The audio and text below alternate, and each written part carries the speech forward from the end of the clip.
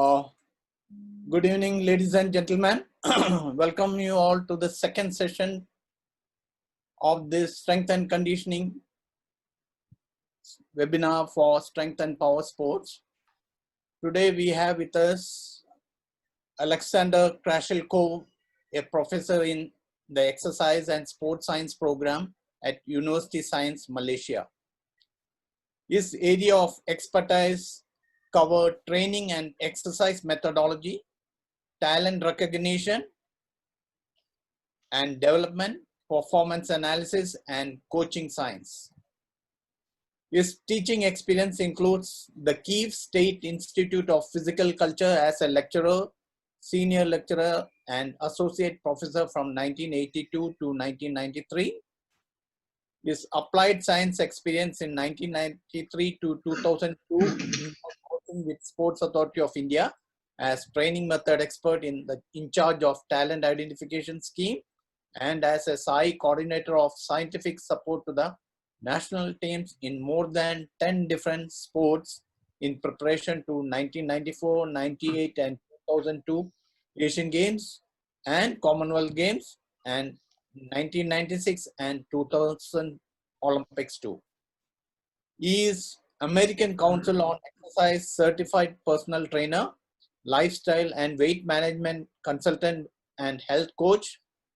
He has been a recipient of Teaching Excellence Award in USM in 2006, Best Paper Awards in International Conference in 2008 and 2013. He has authored more than 90 plus journal articles, 5 book chapters, and 3 books on exercise and sports training methodology. His membership in professional bodies include European College of Sports Sciences, Asian Council of Exercise and Sports Science, and National Association for Physical Education and Sports Science of India. He is a PhD thesis external examiner for more than 10 universities from 4 different countries. Welcome Dr. Alexander Krashelkov for his presentation entitled Long-Term Planning and Training for Strength and Power Sports. We welcome Dr. Alexander Krashelkov. Over to you, sir. Thank you, Dr. Saju, for such a kind presentation and introduction.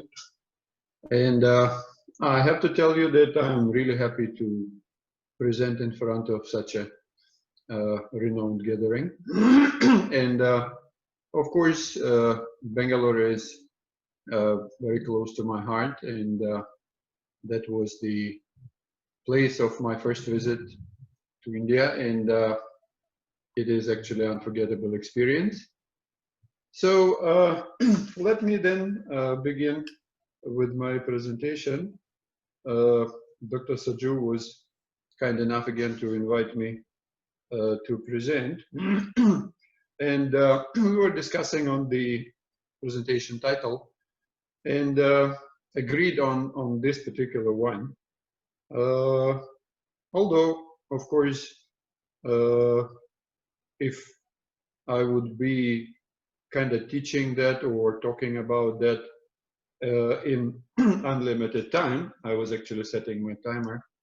So I would say it may take like about 6 hours workshop, but let me try to cover that particular thing in about 45 minutes. And I'm trying to get full screen. Yes, here we are.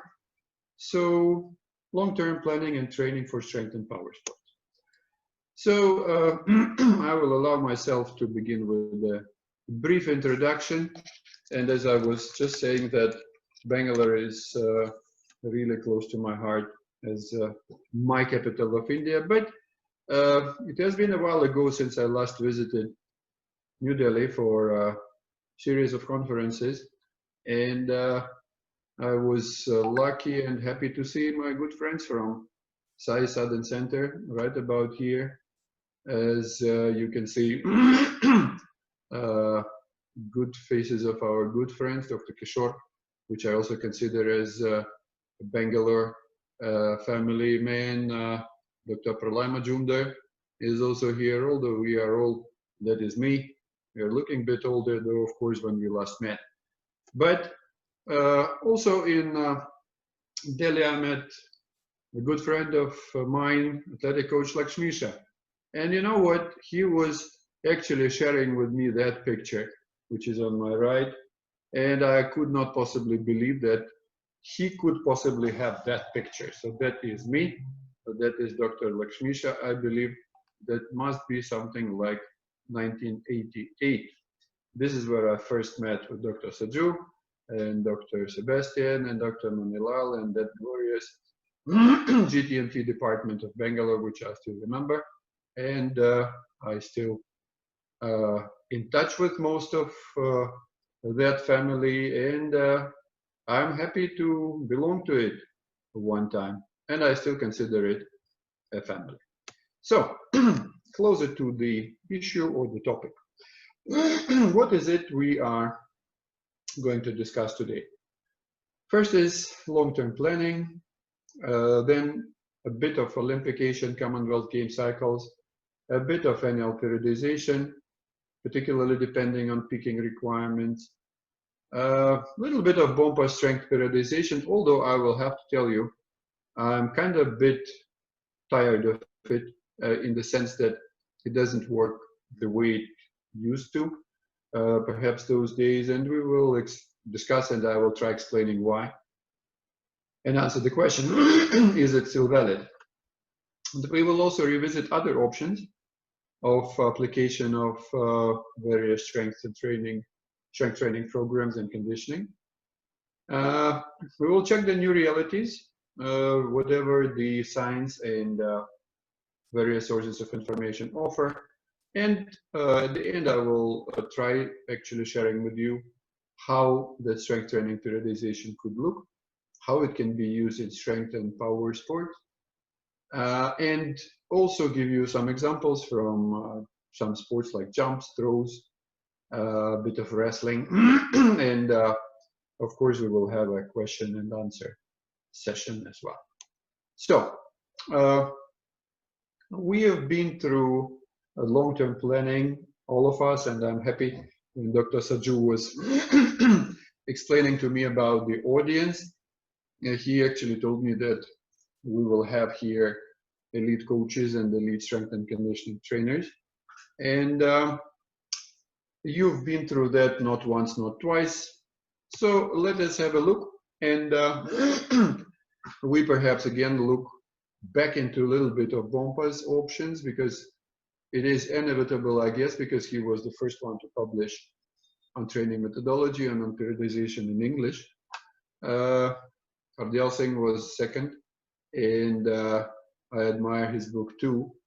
So in a while ago, I would say, when we were in kind of Bompa's time and a bit later than that, there were kind of two views on long-term planning. And I'm not touching here the stages of long-term training like athletic career, because if we go there, it will be kind of, we will not be able to finish that talk in time. So I will take just a glimpse of Olympic cycle and share a few thoughts with you, which perhaps you may not think about, but I'm sure Dr. Saju was most probably thinking about that when he was working in Malaysia.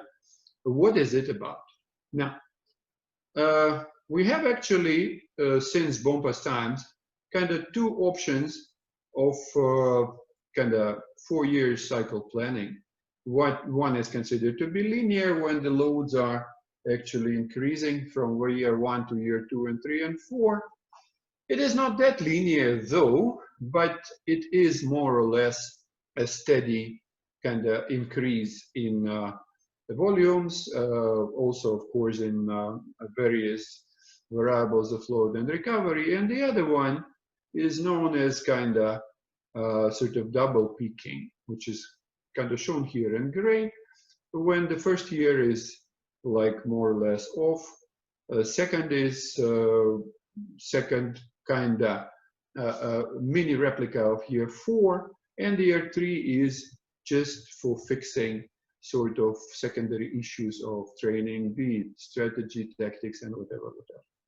Now, if we look at double peak, whereby we have second year of an increase, the third year of a decline in the kind of importance, in the fourth year, of course, being equally important in both schemes. That is kind of a bit more popular, and it used to be more popular until and unless we started having commercial calendars. See, when original theory was kind of constructed, the competition calendar was something reasonably simple. You could have like state championships, national championships, continental, world, plus minus here, Asian Games, Commonwealth Games here, and particularly national athletes were, if not protected, but I would rather say even barred from commercial competitions, because they were actually the flag carriers for Olympics and the world. So for that reason, this particular planning was kind of popular, but it's kind of not anymore. Why I was talking Malaysia and why I was talking some unstandard issues. Look at year one. What is it about, and what are kind of peculiarities of that year one of Olympic cycle? Number one issue is that if we divide Olympic finalists or semi-finalists into kind of two groups. One will be considered as winners, right? Another one will be considered as losers, okay? Looking at the finals, like, okay, top 10, we can say, fine, the three top, of course, are the winners. Yeah, I mean, the fourth position is the most painful one because you have no medal, and the rest of the finalists are kind of unsatisfied anyway. So, roughly speaking, we can divide the top 10, sometimes even more than that, sometimes top 15, 12 in the world after the year of the Olympics as either, number one, the ones who celebrate, and you know, in India that celebration can be lengthy and it can be months together, and we know how our, see, I'm even saying our Indian Olympic medalists celebrate. Perhaps Bindra and Rator are not that type, but we do know medal winners in the Olympics who can celebrate 6 months, 9 months, maybe even a year. So the rest of the world is not very much different.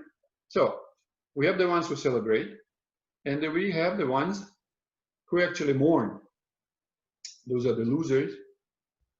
And both are actually away from serious practice in year one of the next Olympic cycle. We all know that, but we never think about it practically. Now, let us think practically. Year one of the Olympic cycle still got Asian Championships and World Championships. And that is exactly what the smart coaches are doing. They're producing continental and world champions in the first year of the Olympic cycle. And again, why? Because top 10 athletes of the Olympics are not active in year one of the Olympic cycle.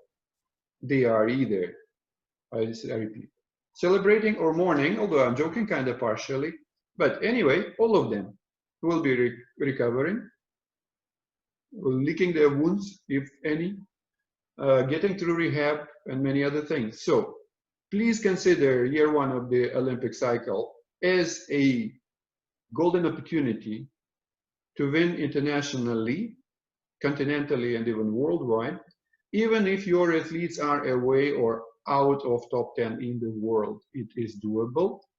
And some coaches in some countries actually did that and keep doing that.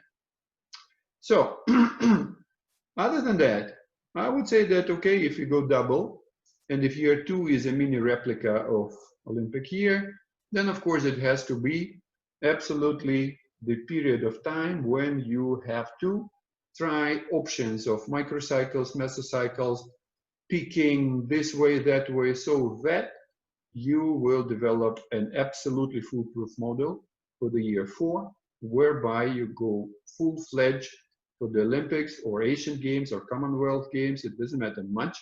So you cannot afford any trial and error because there is no time for gambling. It can be expensive. You can get either a winning side or losing. So for that matter, the kind of double periodization with year one, reasonably simple involvement, year two, mini replica of Olympic year three, fixing everything else which is not your prime concern. However, it may be some kind of determining factors or limiting factors which your performance is suffering from. And then eventually year four goes as the final Olympic year. So in current situation, when we are all loaded with commercial tournaments, it is really difficult to observe. But still, some countries like China, even Korea does that a bit, even Taiwan does that a bit. See, of course, it depends on the bench.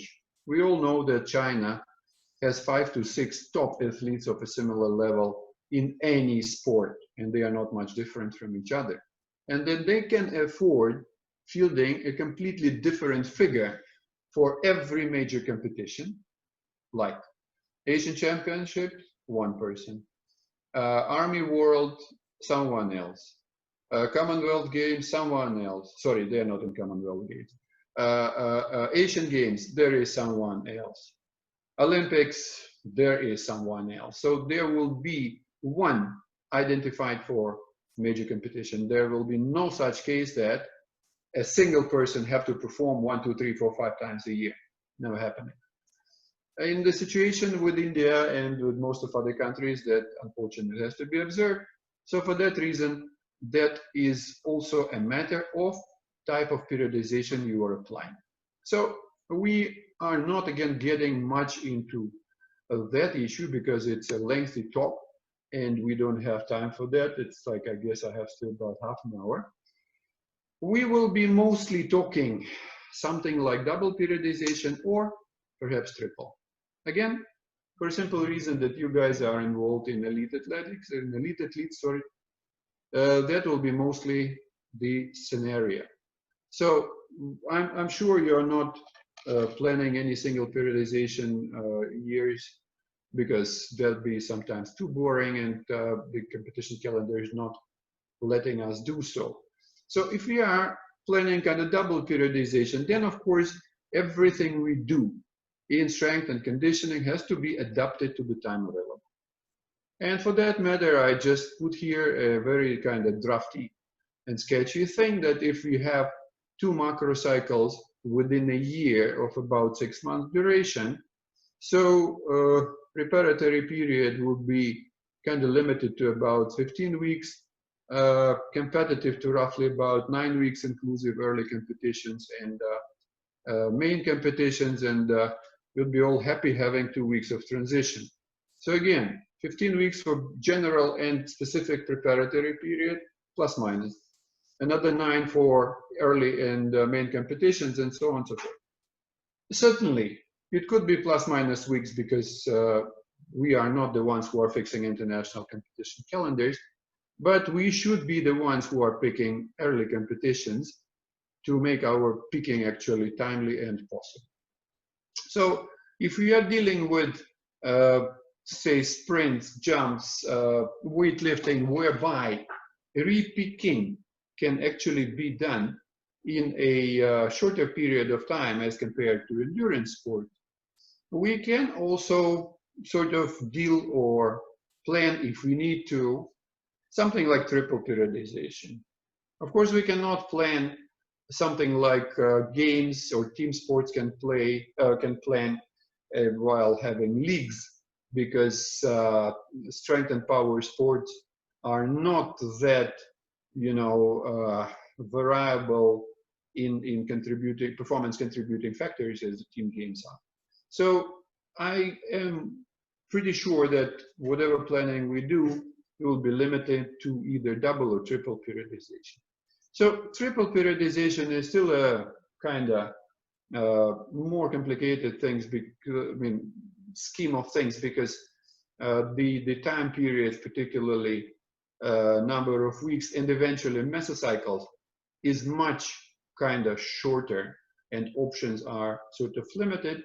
For that, we will actually kind of need to plan mesocycles of very kind of different durations. Could be 2 weeks of time, could be 6 weeks of time, but very rarely more than 6 weeks of time, because that time frame is again limited and we don't have that much time typically.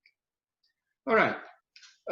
Next thing I want to share with you is periodization of strength training. And we will start, of course, with BOMPA, as anyone does. But honestly, it was reasonable for the time when it was created. But I will show you what are the flaws there and why it actually is getting more and more contradictory now.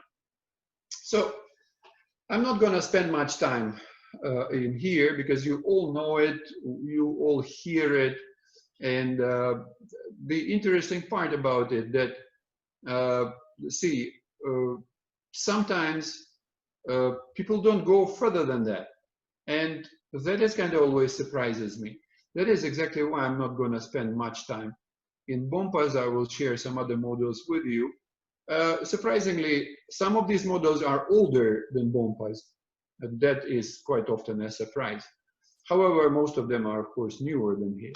So, what do we have here? Anatomic adaptation, maximum strength phase, conversion, maintenance, cessation, compensation. Now, one more thing I would like you to pay attention now is that we should look at any strength periodization. Of course, BOMPA couldn't do that. We cannot blame him for missing some points which are available now. But in BOMPA's time, there were no such thing as strength and conditioning trainers. Everything was done by a coach. And a coach was a person educated enough and kind of experienced enough, although, of course, times differ.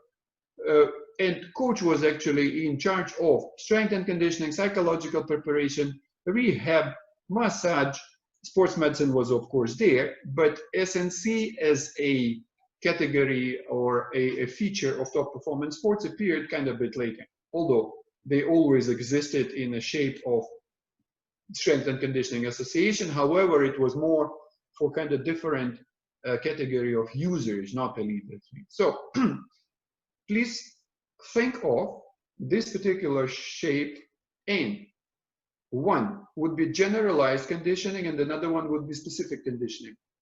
Unfortunately, or because, we cannot say that for sure, maybe because there was no such thing as strength and conditioning kind of sport back then, and maybe BOMPA was not specifying it, but let us do it now. So, anatomic adaptation. There is no argument about it. It's a good one. It's a universally accepted one. Bit, you know, re-termed here and there, but there is no issue here. However, the next one, which is a maximum strength phase, which is following, actually was originally drafted by BOMPA like as having 4 to 12 weeks of duration, and of course dependent on the specific sport. 12 weeks of duration for maximum strength is not useless, if I may say so, but it is a luxury we cannot afford these days. It can only be afforded if you suddenly have a single periodization cycle, but 12 weeks of maximum strength duration is not an easy thing, and it can be actually even dangerous. Now, logic is simple, and his logic was that, okay, people, before you go into any other motor quality which is strength related, be it power or strength endurance, you have to actually go through maximum strength. Why so? Because it will be easier to actually improve on either power or strength endurance should your maximum strength be higher than it used to be. However, I will show you later today a bit more modern look at strength qualities, and in times of BOMPA, we only I mean, was I there? Yes, I was there in times of BOMPA, yes. But we were all kind of operating with three major forms of strength, which was maximum strength, explosive strength, and strength endurance, nothing else. And for that, this particular classification or periodization was reasonably correct. Now we have at least two more types of strength qualities. I will share it with you later. Now, conversion. So conversion phase, as per those days, like 1990s and 80s, yep, okay, after the maximum strength, there was period of time specified for kind of converting it into either power, all right, or perhaps strength endurance. Because I repeat, there was nothing else sort of on the map, and that was a point. However, 1 to 2 months, again, is a very questionable point now, for a simple reason. We have more options for strength periodization, and we have much less time. We don't do that anymore. Maintenance.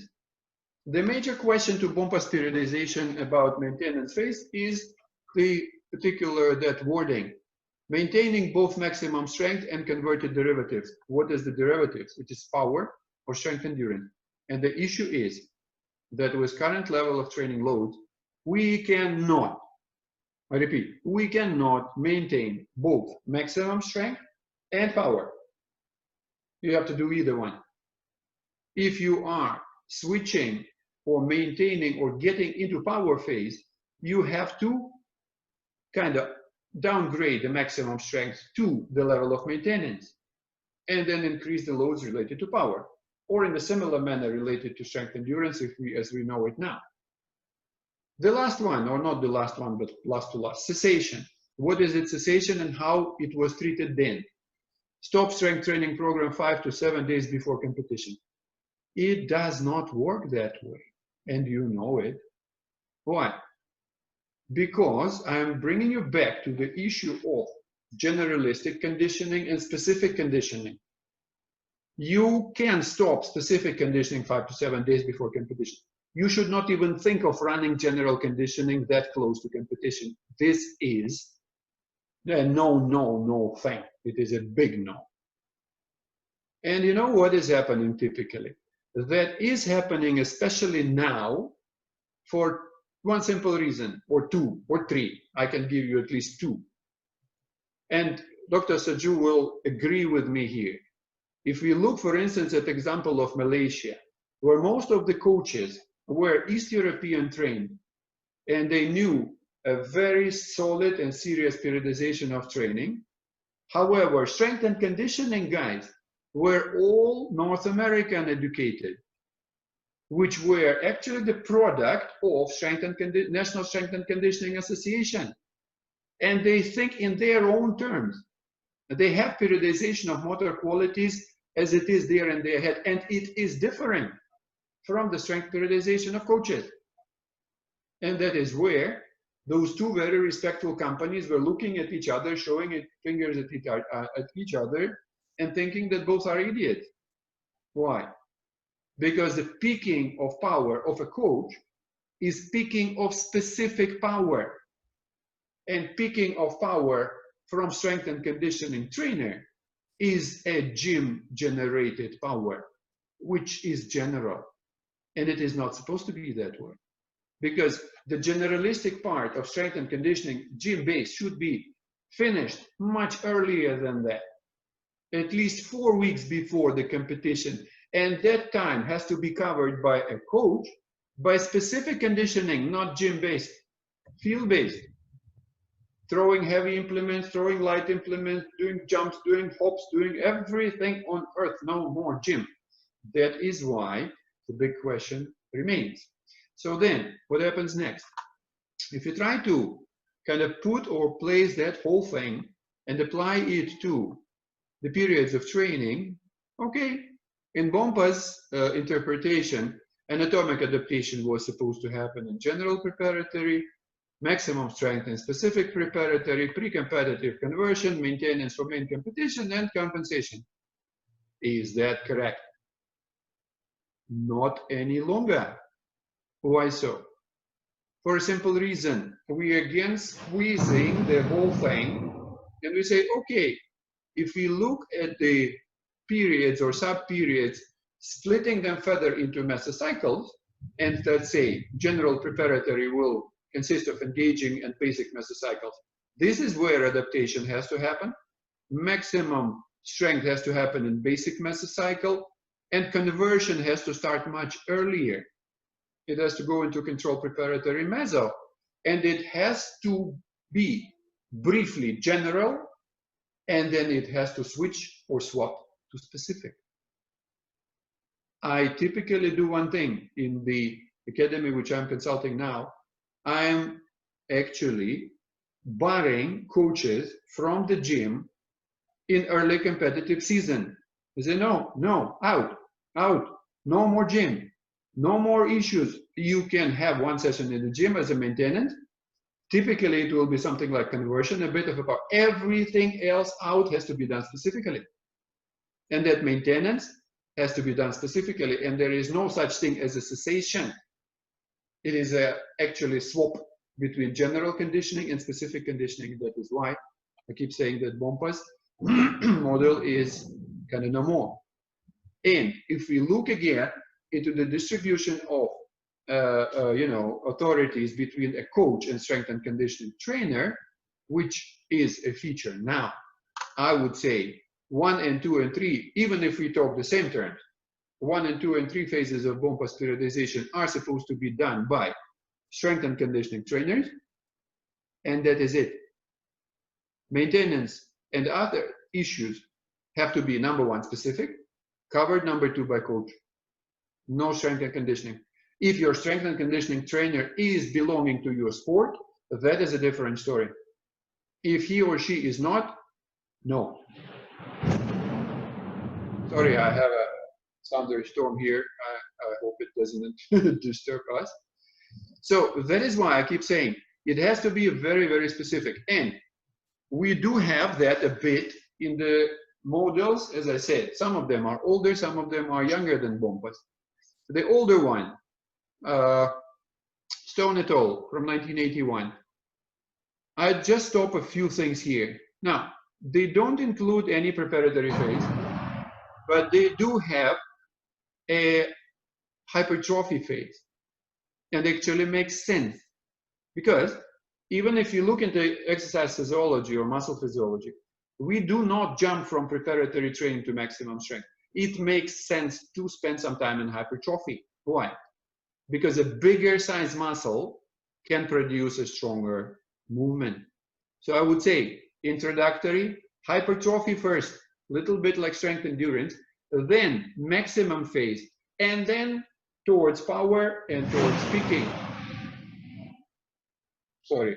So that is how even the older model looked. Now, let us again remember there will be a time gap between peaking of strength and then peaking of performance.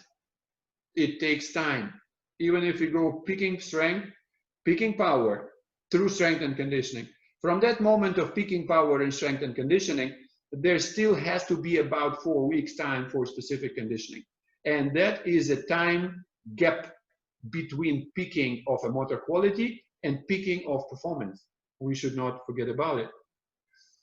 Eventually, National Strength and Conditioning Association 2000, they are producing actually the model which is kind of becoming closer to our needs, which includes preparatory training, basically taken from BOMPA, hypertrophy, basically taken from Stone, then only maximum strength, and then to power.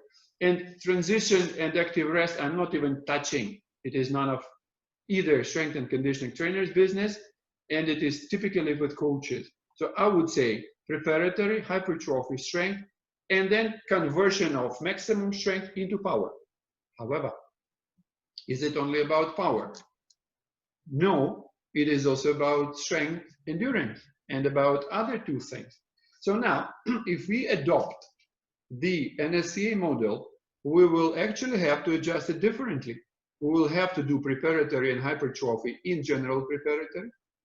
Then we will have to sort of introduce strength phase in maximum strength phase, then power phase in the conversion, and then competition phase whereby everything, as I say, is specific. So power here, within a brief period of 4 or 5 weeks, will also have a little bit of generalized, perhaps 2 weeks, and then at least 3 weeks of specific power. But again, is that the end of it? No.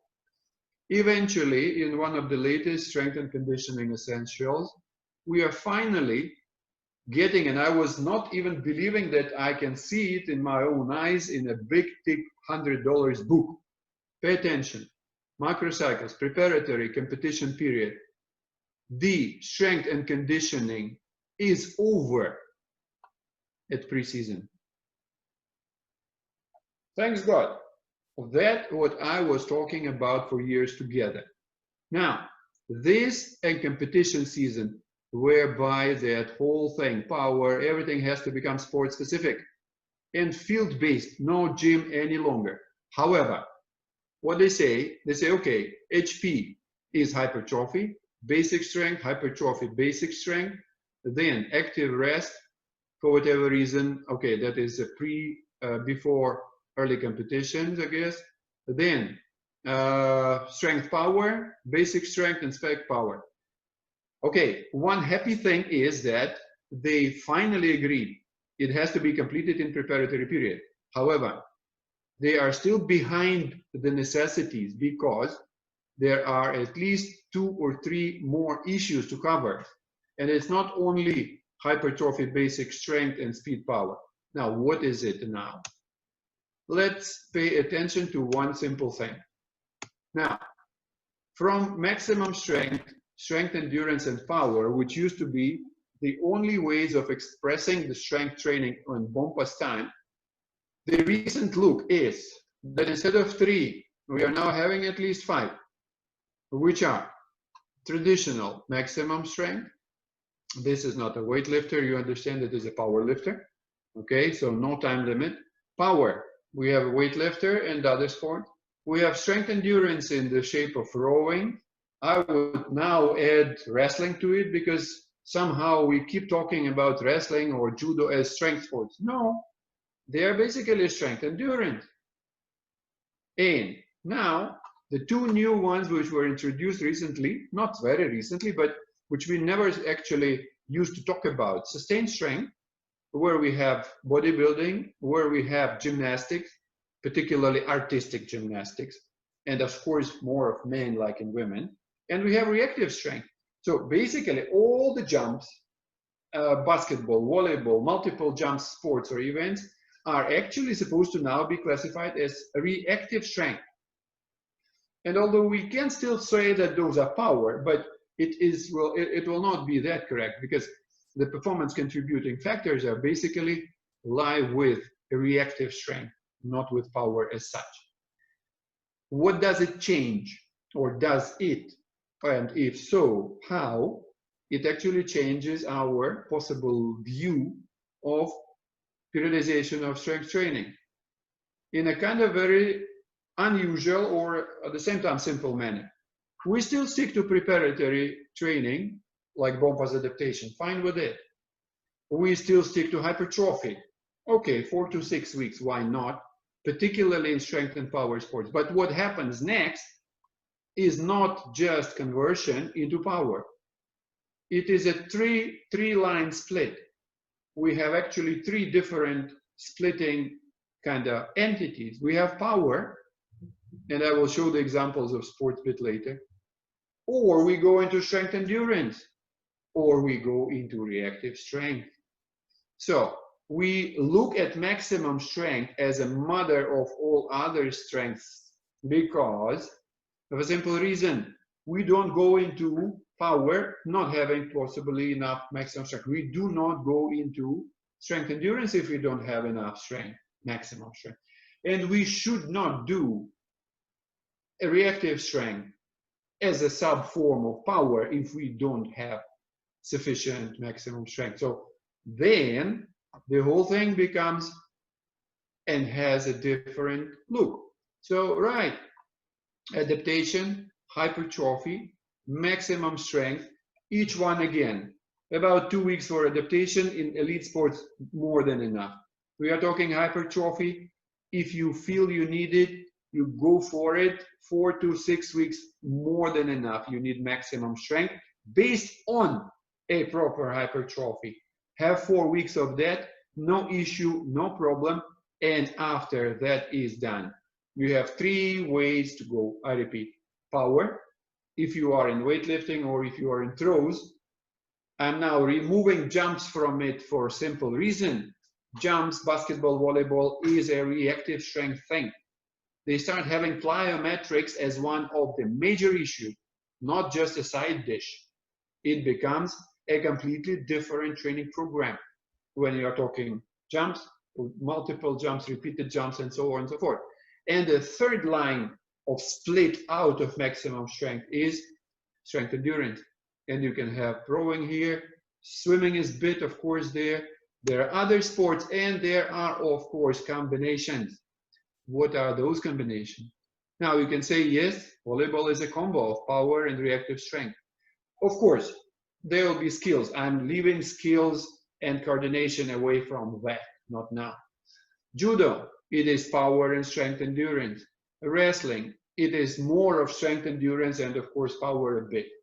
Archery, even archery, we have sustained strength there, and we do have strength endurance whether we like it or not. Unfortunately, archers don't like it very much. We have to convince them. I say, people, you cannot just go with that sling and do it 1, 2, 3, 4, 5, and then think you will just have your accurate shots and win the Olympics. No, it has to be sustained strength. It has to be a lot of statics. It has to be a lot of dynamics. You know, shooters and archers all hate dynamic training. They say, no. We are what we are. No, through dynamic and then back to static.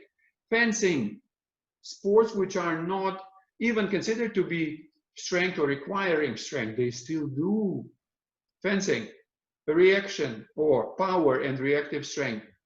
A lot of injuries are there because reactive strength is not good enough with fencers. It has to be there. So it is a combination thing. Now, if you look at power sports, there will be, of course, 2 different approaches.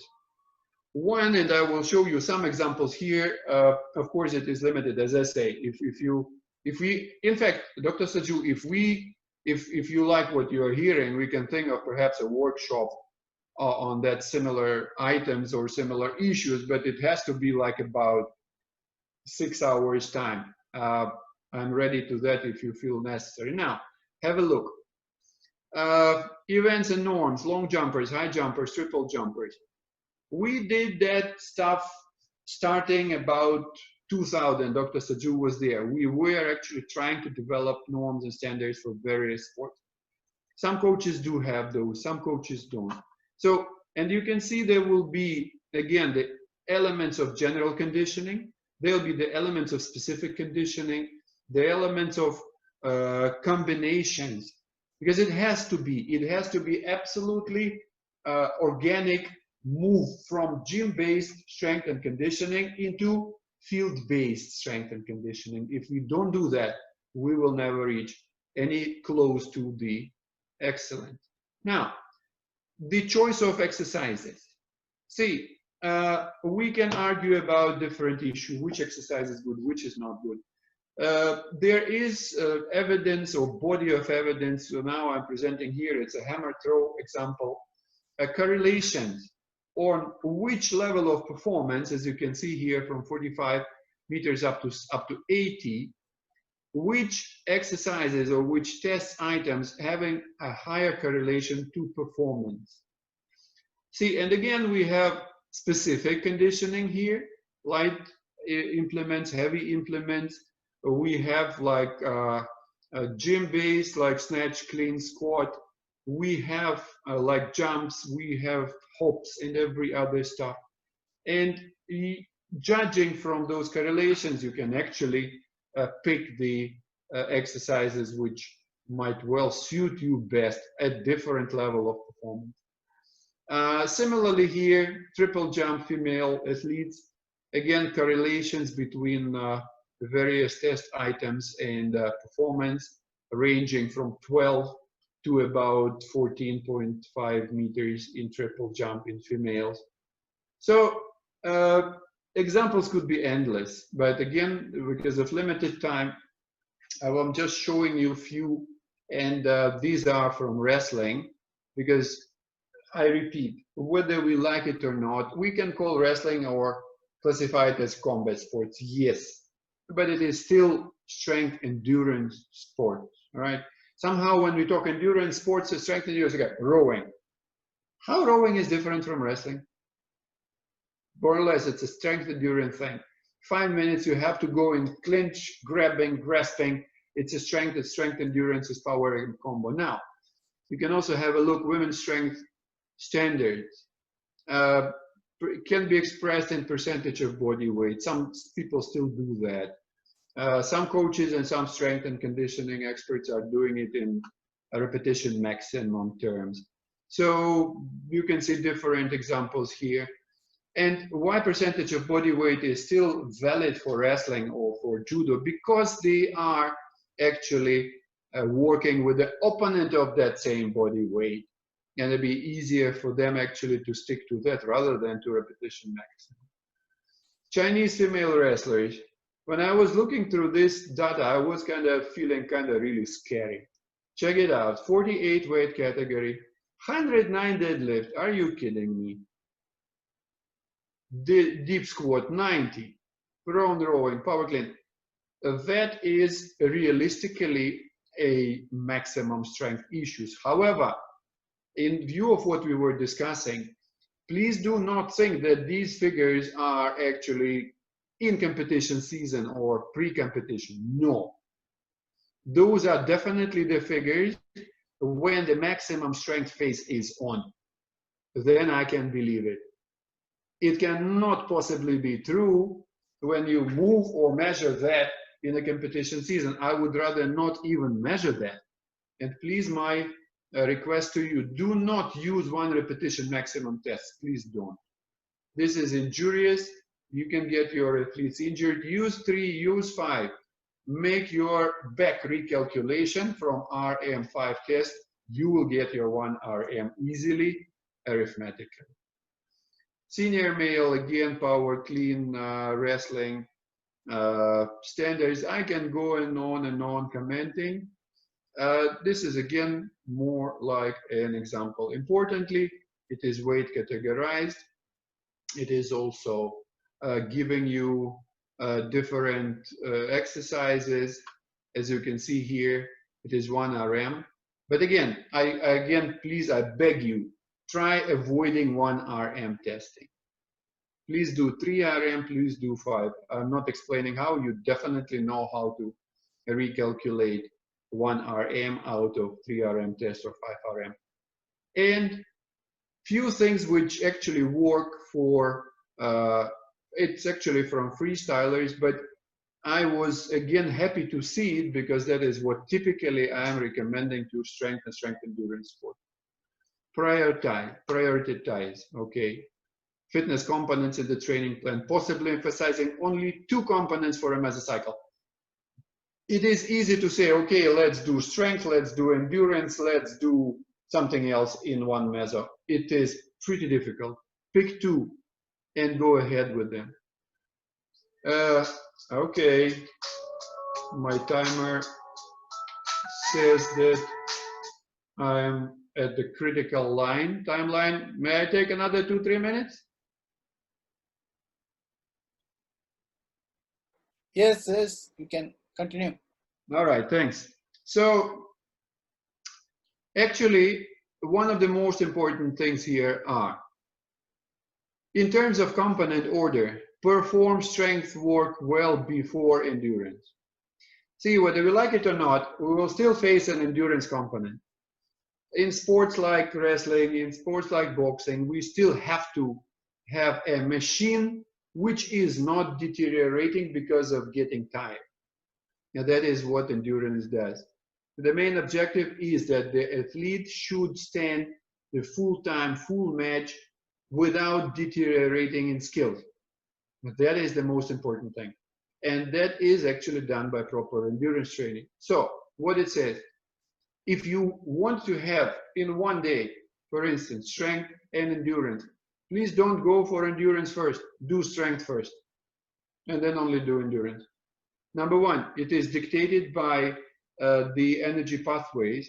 Number two, it makes sense. If you do endurance and burn your energy early in the day, you will not have enough contractile properties in the muscles in the evening session. It is as simple as that.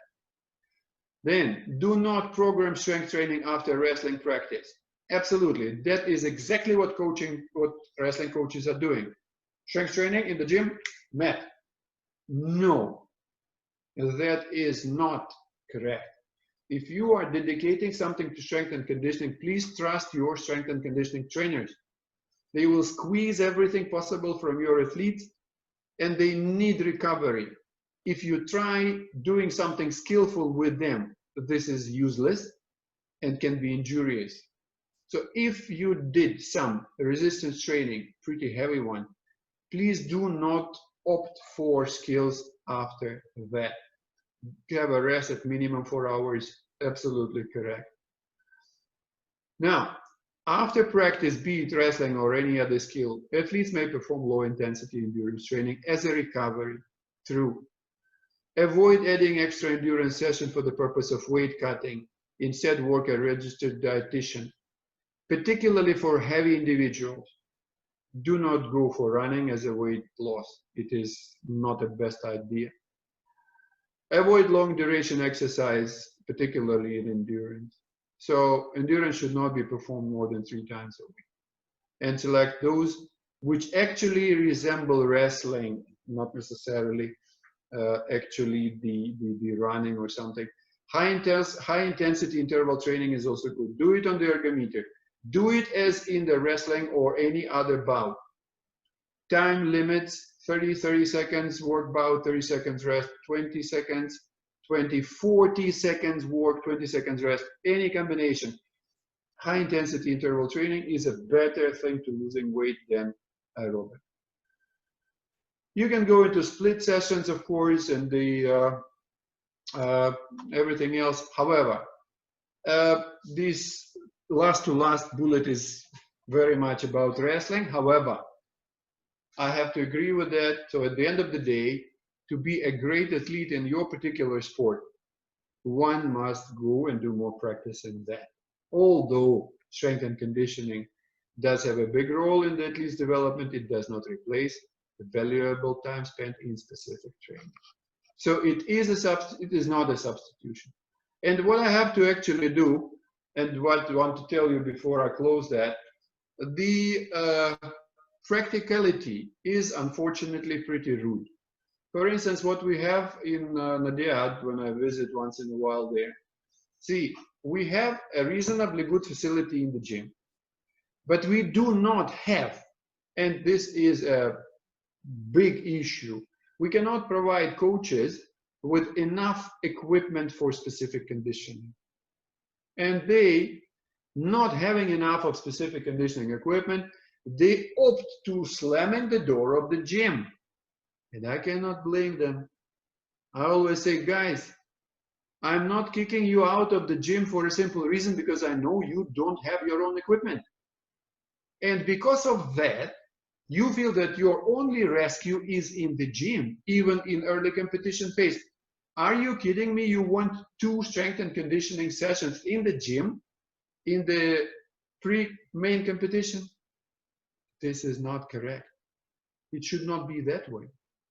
However, if you do not provide coaches with proper specific equipment for specific conditioning, we have no other option. We have to let them in the gym, which is not exactly correct because of the previously discussed strength and conditioning periodization. And I thank you for that, listening to me. And I'm still lucky to have that picture, which is though in Patiala, but I can see sports scientists. I'm here in the center, see, with the big hair.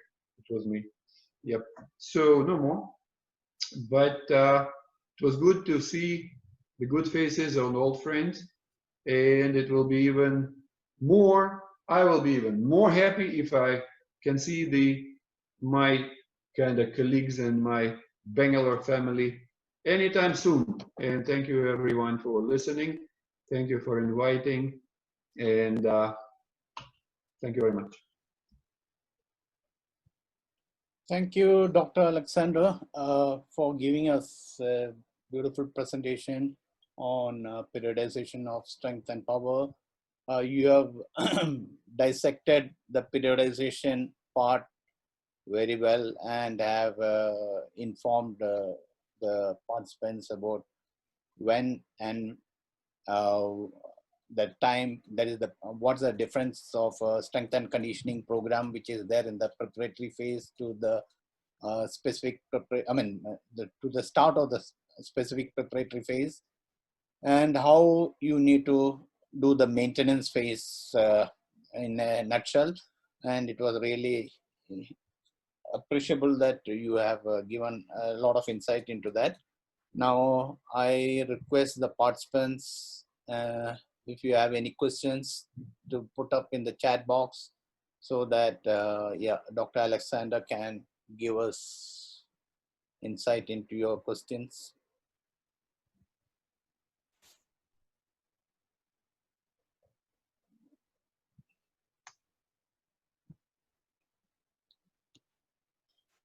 I find only thank yous coming up. Questions are not coming up. Yeah, I mean, one other thing is that, okay, most of the people are coaches, so they know very well about periodization. But Naturally. one thing is that, okay, there is a question from Vijmendra. The individualization of strength training with right to age should be done according to chronological or biological or training age. Well, it's a good question. All right. I would say biological and training age. It may sound a little bit I don't know, unscientific, but see, we all know that there quite often is a gap between, and considerable gap quite often between biological age and chronological age. And if we follow the biological age, we kind of face a good chance of underloading or keeping a person below the level of adaptation. So I would say biological age should be number one in the selection of training loads, and training age should be number two, particularly in selection of exercises, because selection of exercises doesn't depend much on biological age, but it does depend on training age. Okay, there's another question from Yashu, assistant athletic coach. Please explain exactly the difference between power and reactive strength in your words. All right. See, that is a good question again. Thank you. Because in the nutshell, the difference basically will come from a simple kind of reason or whatever. See, when we talk power sports, we typically have in mind something like weightlifting, something like shot put, discus throw, you know, and throws as such. And although there are other sports where power is involved, I was actually thinking of including that one slide in the presentation, but I didn't. We will have power also in a tennis player.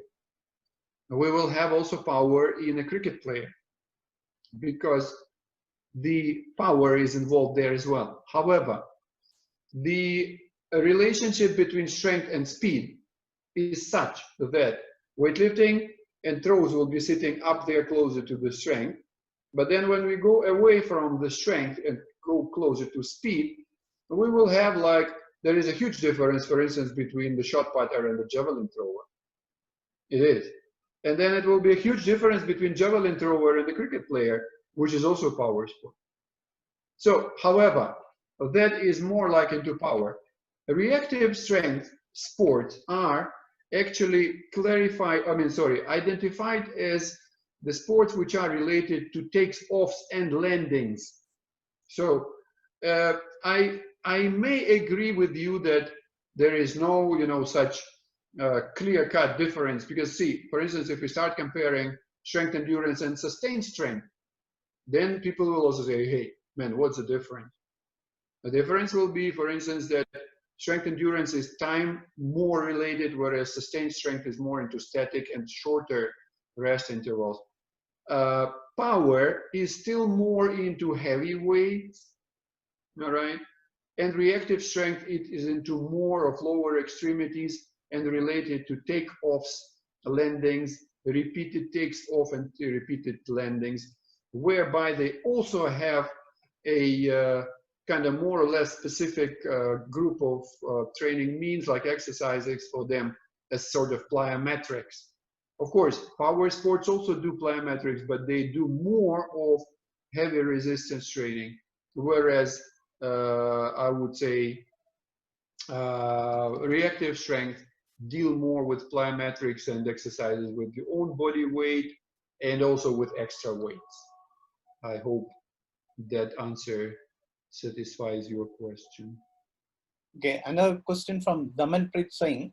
How consistent we should check the 3RM or 5RM during maximum strength phase? How consistent or how frequent? Yeah, how frequent basically. See, testing is basically good enough doing once a phase. Because see, if you do maximum strength training like for 4 weeks, you can do pre and you can have post. So the interval of 4 weeks is good enough. It actually depends on what is the duration of your available time period. So we are no more saying like, okay, every 4 weeks or every 6 weeks. I would say every phase. And that can be 4 weeks, it can be 6 weeks. It actually depends on your planning. Okay, there is a question from Vivek Samania. Do maximum strength after hypertrophy restrict the movements or techniques and also adverse effect on joints? The answer is 1 is yes, 2 is yes, 3 is no. Why I'm saying 1, 2, 3? Because it does not affect joints much. I mean, it doesn't, but it does affect skill. And it has to be also very much observed that performance as such in the specific exercises or specific tests is supposed to be down when you do hypertrophy and maximum strength. Please do not think that your specific tests or specific exercises will actually benefit from that. No, because the overload will be great and the muscles will not be sensitive enough. Your skills may deteriorate, but that's not a big issue. Your muscle mass will go up. It is not a big issue either. Quite often athletes from swimming or from wrestling even say, oh, okay, we are getting bigger muscles, we are getting heavier. So what? You can get bigger and you can get heavier in that particular phase.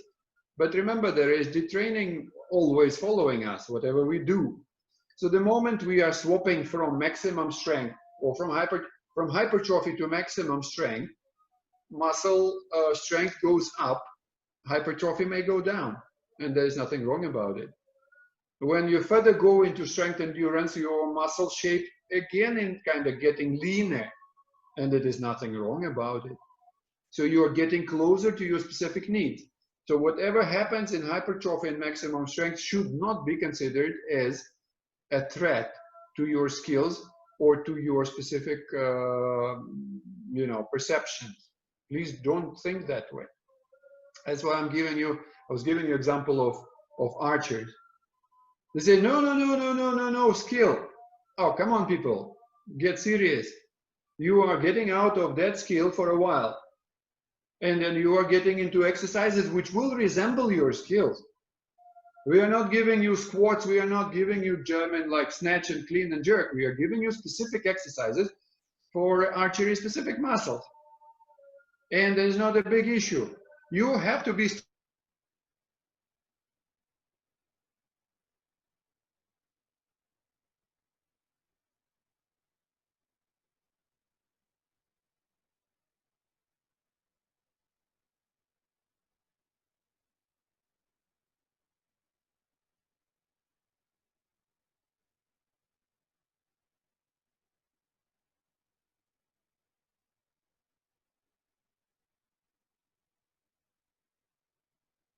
combination of kind of maximum strength and plyometrics, right?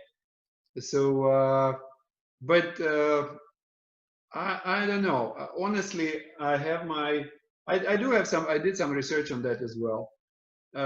What I don't like about, see, it's not fair to say like or not like.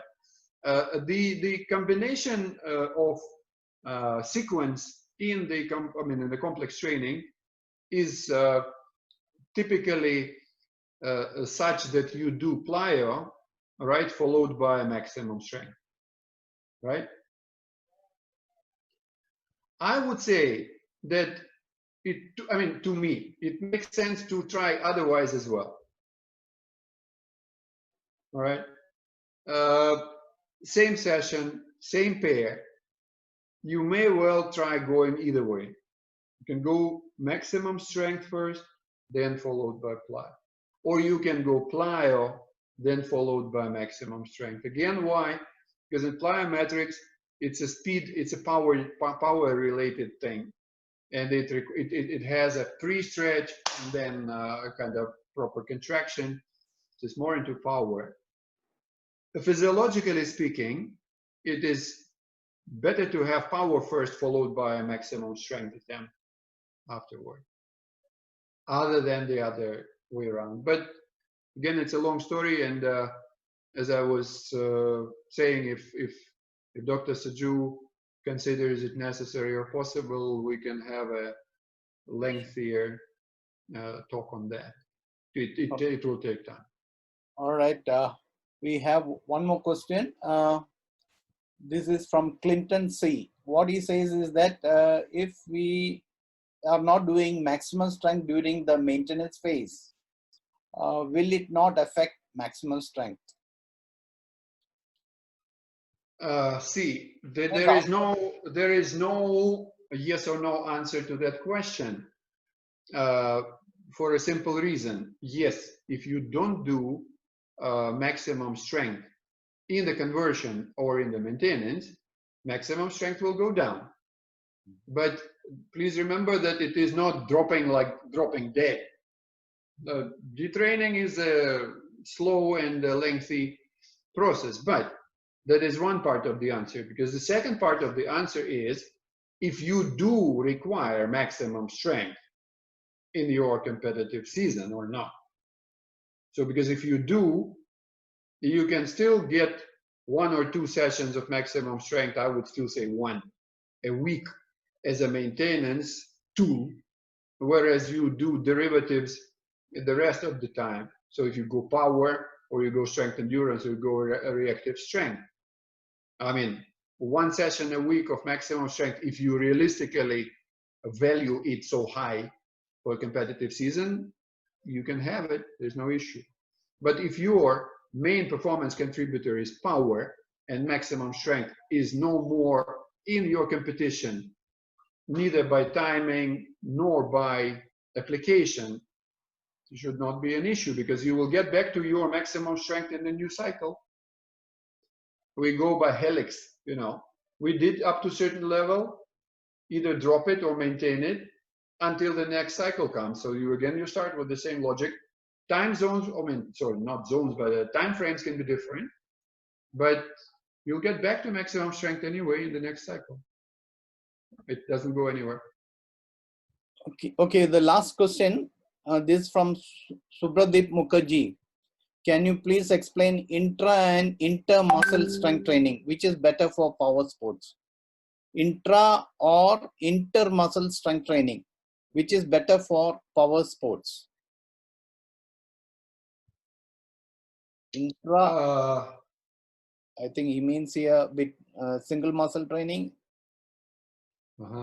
Or yeah, because I mean, I don't want to say shame on me, but I'm not familiar with that term.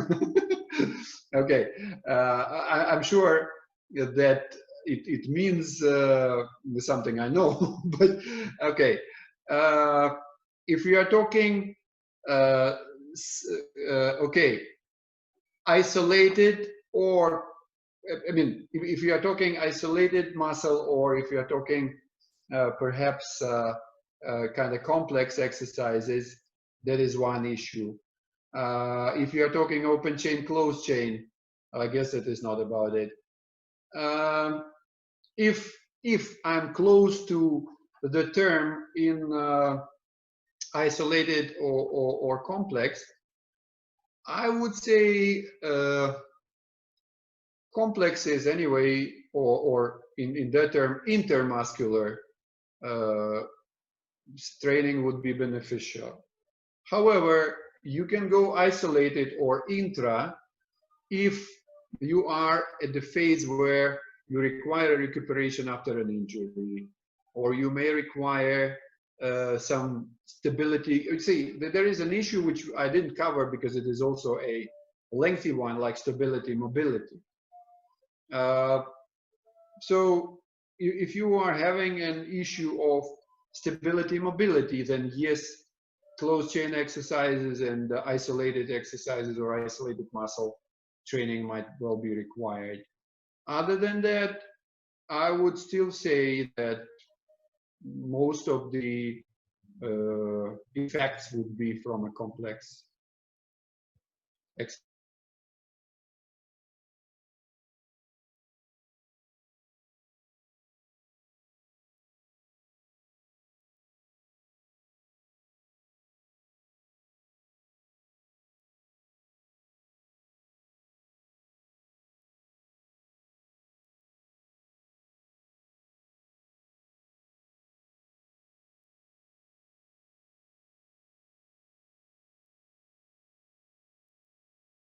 restrictions, yeah, of course, that would be, I mean, we need to continue our link as you were our mentor in SAI Bangalore for quite a long time, and so naturally, yeah, we expect that the same relationship we could continue for a longer time. Yeah. Thank you, Dr. Saju. I will not say a mentor, although it pleases me, of course. I mean, we all learn from each other, and I'm happy I was there and then and met people like you. All right. Thank you very much. And to all participants, who I hope you have benefited a lot from today's session, both the sessions. Tomorrow we meet again at 2:30 for the session which starts at with Professor Ken Nozaka, and again at 4 o'clock with Dr. KP Manilal for another training session, another session. So only one request, that when you are posting, I mean, entering into this site, please write your name rather than mentioning it as Oppo or Galaxy or some numbers. Without your name, we will remove you from this group. Please stick on to our rules and regulations of this webinar. Thank you very much. Good night. Dr. Saju, if you need, I can actually forward you the lecture notes, so you can distribute to the participants. And yeah, please do share the questions with me, so I will gladly answer Sure. if I can. All right. All right. Thank you. Please. Thank you so much. Nice to see you again. Yeah. Or just WhatsApp me the PowerPoint so that I. Sure, I'll do that. All right. Thanks. Bye.